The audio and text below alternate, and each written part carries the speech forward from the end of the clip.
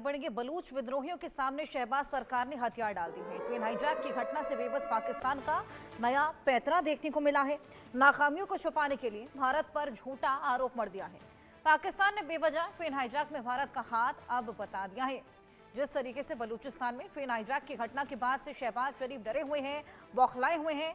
हद यहां हो गई कि अपनी नाकामियों को छुपाने के लिए वो भारत पर बेवजह आरोप मढ़ रहे हैं। पाकिस्तान ने ट्रेन हाईजैक की घटना के पीछे भारत का हाथ बताया है। बलूच विद्रोहियों के सामने बेबस शहबाज सरकार ने कहा कि हमलावरों के सरदार अफगानिस्तान में बैठे हैं और वो कथित तौर पर भारत द्वारा प्रायोजित थे। यानी कि बलूच विद्रोहियों के सामने हथियार डाल चुकी शहबाज सरकार ने नया पैंतरा अपनाते हुए पहले अफगानिस्तान पर इसका आरोप पड़ा और अब इस घटना के पीछे भारत का हाथ बता दिया। पाकिस्तान के विदेश कार्यालय के प्रवक्ता शफकत अली खान ने कहा कि इस्लामाबाद के पास इस बात के सबूत हैं कि ट्रेन हाईजैक से संबंधित कॉल अफगानिस्तान से आए थे। अजय जांडियाल हमारे सहयोगी इस पूरे मामले को लेकर और जानकारी साझा करेंगे। अजय, कॉल यहां अफगानिस्तान से आए थे, लेकिन बेवजह यहां पर अब भारत का हाथ बता दिया गया है। बौखला गई है पाकिस्तान।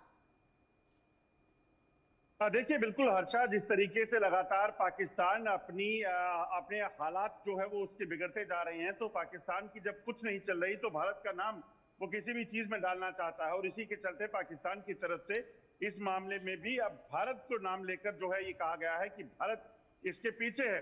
मगर उनके ही एक पाकिस्तान की तरफ से एक स्टेटमेंट पहले ये भी आ चुका है कि ये कॉल जो आया था अफगानिस्तान से आया था। मगर सच्चाई ये है कि पाकिस्तान के हालात जो है वो लगातार खराब हैं और उसकी खराबी की वजह पाकिस्तान सरकार के साथ साथ सेना भी है।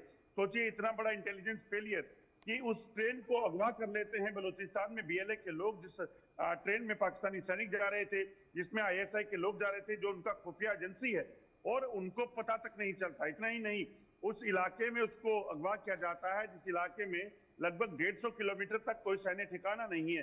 1600 किलोमीटर लंबे सफर पर ट्रेन निकली थी। किस तरह की सुरक्षा थी, क्या उनके पास बंदोबस्त है, ये सब जाहिर होता है। और पाकिस्तान जब अपनी नाकामियां छुपाने के लिए अपने लोगों में और दुनिया से कि कैसे वो बेहाल में हो चुका है, किस तरीके से उसका सुरक्षा तंत्र जो है वो पूरे तरीके से चरमरा गया है और वो भारत में बुखलाहट में उनका भारत का नाम लेने का प्रयास कर रहा है।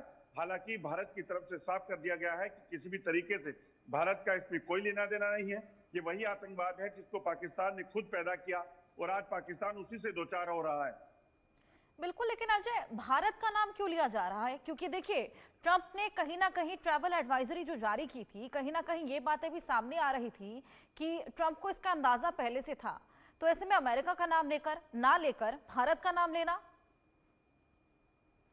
देखिए, पाकिस्तान को एक चीज समझ आती है कि अगर वो किसी और देश का नाम लेता है तो उसका असर पाकिस्तान की सियासत से लेकर पाकिस्तान के इकोनॉमी तक पड़ सकता है। तो ऐसे में पाकिस्तान अगर किसी का नाम ले सकता है तो वो सिर्फ भारत का, और इसीलिए ये पहला मौका नहीं है। इससे पहले भी पाकिस्तान कई बार भारत का नाम इसी तरह से ले चुका है कि भारत वहां ऐसा करवा रहा है, ऐसा हो रहा है।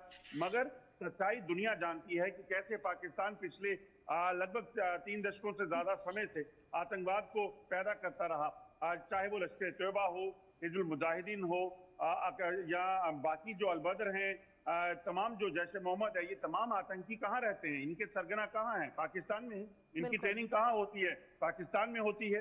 तो पाकिस्तानी सेना जब ये सब करवा रही है, ऐसे ही सब ये करवा रही है, और दुनिया जानती है कि कैसे पाकिस्तान में आने वाला पैसा जो मदद के लिए आता है, लोगों के अनाज के लिए आता है, उसका इस्तेमाल आतंकवाद की तरफ होता है। तो अब पाकिस्तान उस चीज को छुपाने के लिए भारत का नाम लेगा तो वो पाकिस्तान की चलेगी नहीं। और दुनिया जानती है कि पाकिस्तान के हालात क्या हैं और पाकिस्तान क्यों ऐसा करना चाहता है। बिल्कुल अजय, आप हमारे साथ बने रहिए। एक और बड़ी खबर दर्शकों को दे दें। ट्रेन हाईजैक के बाद पाकिस्तान में एक और अटैक हुआ है। पाकिस्तानी सेना के एक बेस पर आत्मघाती हमला हुआ है। खैबर पख्तूनख्वा में मिलिट्री कैंप पर आत्मघाती हमला। आत्मघाती हमले में 10 टीटीपी लड़ाके मारे गए हैं। पाक सेना के जवानों के मारे जाने की खबर भी यहां सामने आई है। पाकिस्तान के बलूचिस्तान में जाफर एक्सप्रेस ट्रेन अपहरण के बाद अब खैबर पख्तूनख्वा में पाकिस्तानी सेना के एक बेस पर आत्मघाती हमला, और इस हमले में कई लोगों के मारे जाने की सूचना सामने आई है। और बताया ये भी जा रहा है कि एक आत्मघाती हमलावर ने पाकिस्तानी सेना के बेस के अंदर घुसकर खुद को उड़ा लिया। यह हमला पाकिस्तान के खैबर पख्तूनख्वा प्रांत में जंडोला मिलिट्री कैंप पर हुआ है और माना यह भी जा रहा है कि इस हमले के पीछे अफगान पाकिस्तान सीमा पर सक्रिय आतंकवादी समूह तहरीक-ए-तालिबान यानी कि टीटीपी का हाथ है। अजय, दोहरी मार यहाँ पर झेलनी पड़ रही है पाकिस्तान को। टीटीपी एक तरफ अलग हमले कर रहा है, एक तरफ ये बीएलए का हमला। ऐसे में अब पाकिस्तान क्या करेगा? बिल्कुल, अगर आप देखें तो लगातार बैक टू बैक जो हमले हो रही हैं वो अपने आप में बताते हैं कि पाकिस्तान इस वक्त किस तरह की परिस्थितियों में पहुंच चुका है। पिछले 3 दिनों में ये तीसरा हमला था जिसमें बलूचिस्तान में बीएलए ने ट्रेन पर कब्जा किया, वहां पर पाकिस्तानी सैनिक मारे गए। दूसरा हमला बलूचिस्तान के ही लोगों ने वहां पर एक चौकी पर किया जिसमें पुलिस के लोगों से हथियार छीने और वहां से उनको भगा लिया, पुलिस चौकी पर कब्जा कर लिया। और ये तीसरा हमला जिसमें एक सैन्य ठिकाने पर टीटीपी ने हमला बोला और फिदायन जो है वो अंदर घुस के पहले रॉकेट लॉन्चर से फायरिंग की गई। जब धमाके हुए, अफरा तफरी मची, उसके बाद टीटीपी के लोग जो वो अंदर घुसे और उन्होंने अंधाधुंध फायरिंग करते हुए पाकिस्तानी सेना के जवानों को निशाना बनाया। जवाबी कार्रवाई में 10 टीटीपी के लोग भी मारे गए। मगर जिस तरीके से ये हो रहा है वो अपने आप में बताता है कि पाकिस्तान के अंदरूनी हालात कैसे हो चुके हैं। पाकिस्तान को अब ये पता नहीं रहता कि कब कहाँ क्या हो सकता है। और ये वही आतंकवाद है जिस आतंकवाद को लगातार पाकिस्तान जो है वो पालता रहा है और आज ये वही सांप उसको डस रहा है। बिल्कुल अजय, जिस तरीके से यहाँ पनाह लगातार आतंकवाद को दी गई, बढ़ावा दिया गया, अब वही उन्हें खाने को दौड़ रहा है। दोहरी मार यहाँ पर झेलनी पड़ रही है। अच्छा, बीएलए का जो अटैक था उसको लेकर फिलहाल पाकिस्तान का ये दावा है कि हमने जो ऑपरेशन चलाया था वो सक्सेसफुल हो चला है और जितने भी बंधक थे उनको रिहा करवा लिया है। लेकिन क्या इसको लेकर पुख्ता अपडेट क्या है? क्योंकि वीडियो किसी भी की ओर से जारी किया गया नहीं है। बीएलए ने 48 घंटे का अल्टीमेटम दिया था, अभी उसको लेकर भी कुछ साफ नहीं हो पाया है। अभी वहां का अपडेट क्या है?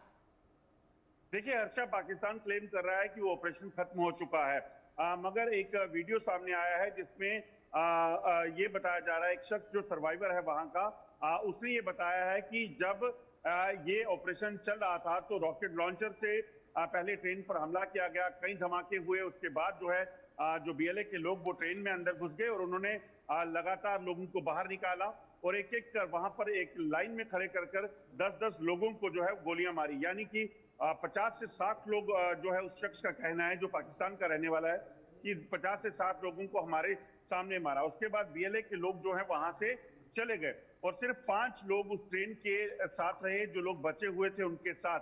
जिसके बाद पाकिस्तानी सेना पहुंची है, वहां पे उसने ऑपरेशन चलाया है। जो बीएलए के लोग उस पूरी ट्रेन को हाईजैक करने में शामिल थे उनमें से ज्यादातर जो है वो वापस जा चुके थे, क्योंकि उनको भी इस चीज की आशंका थी कि वहां पर जो पाकिस्तानी सेना जो है वो वापस रिटेलिएट कर सकती है।